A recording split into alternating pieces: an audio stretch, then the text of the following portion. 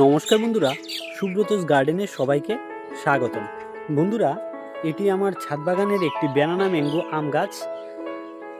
আমি আমার ছাদ বাগানের ম্যাক্সিমাম আমগুলোকে বেগিং করে দিয়েছি, যাতে কোনো ধরনের ফ্রুট ফ্লাই বা বিভিন্ন ধরনের পোকামাকড় যাতে আমগুলাকে ক্ষতি না করে। বন্ধুরা, এই গাছটিতে মোট 10 থেকে 15টির মতো আম ধরে রয়েছে।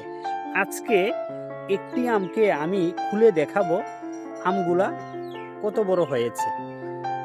এদিকে দেখুন, একটি ব্যাগ বৃষ্টিতে অলরেডি খুলে গেছে। আমি আপনাদের খুলে দেখাচ্ছি এই আমটি কত বড় হয়েছে। দেখুন বন্ধুরা, কত সুন্দর ব্যানানা ম্যাঙ্গো আম, এবং ধীরে ধীরে কালারও চলে আসছে।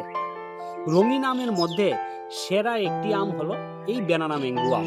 বন্ধুরা, খেতে যেমন মিষ্টি, যখন পাকে তখন এর কালারটি দেখতেও খুব দারুণ লাগে।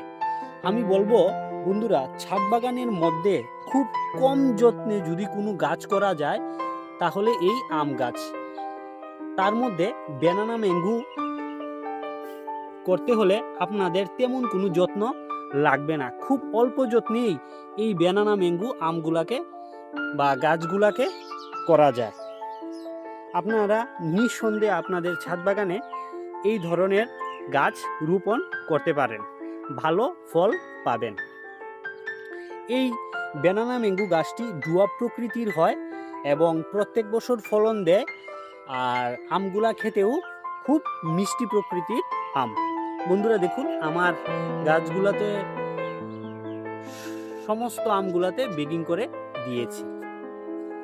ভিডিওটি যদি ভালো লেগে থাকে তাহলে একটি লাইক দিয়ে চ্যানেলটিকে সাবস্ক্রাইব করার অনুরোধ রইল।